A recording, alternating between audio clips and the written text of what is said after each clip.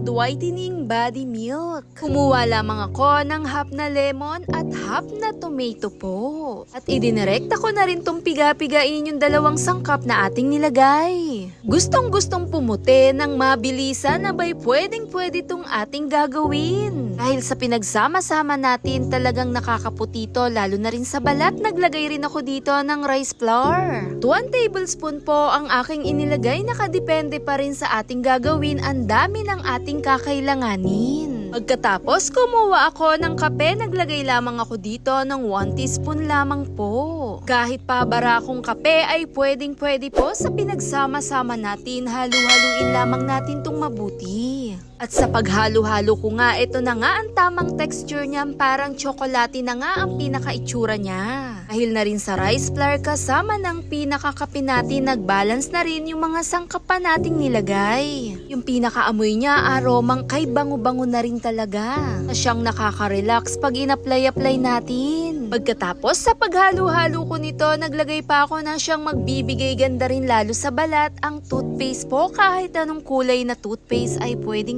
nating gamitin. Kaunti lamang din ang ating ilagay, kahit teaspoon lamang po ay pwede po. At dito nga sa aking nilagay, hinalo-halo ko nga po ulit ito para mas lumabas na yung tamang texture pag ginamit at in-apply na natin to. Nalasan din talaga ang mga sangkap na ating kakailanganin na sa kusina natin pag gusto rin talaga natin na natural lang ang ating ginagamit, lalo na rin napakaganda sa kutis. Kung madami-dami ang ating ginawa, pwede natin i-stock o itabi to, gamit-gamitin lang tuwing maliligo tayo. Abay, napakaganda, mabilisang pampaputi, whitening body milk sa ating katawan. Pinapanatilihin itong hydrated, napaka-brightening, napaka-glow lalo sa kutis. Dahil na rin sa mga sangkap na ating mga ginamit, napakaganda rin ito lalo sa balat. Gamit-gamit nga nito, i-apply lang sa buong mukha, hanggang leeg, hanggang buong katawan natin. Abay, pwedeng-pwede to. Siyang magbibigay brightening, napakakintab, napakakinis lalo sa kutis. Nakaka-relax, refreshing, cooling effect. Talaga naman napakaganda, lalo na rin yung effect niya. Sobrang nakaka-glow din talaga. Kadalasan gusto natin yung glow na makintab, maputi ang kutis natin. Pero dito sa simpleng sangkap na ito ay makakatulong na rin kahit papaano. Dahil ang kamatis kasama ng lemon, makakatulong na rin siyang makaputi, makapusyaw lalo sa balat. Dahil ang lemon, meron na rin tong citrus na dala na mayaman sa vitamin C na pag sa balat nakakatulong pumusyaw o pumuti sa ating kutis. Sama na rin ang kamatis na mayaman din sa lycopene. Hit thumbs up if you like this video. Thanks for watching.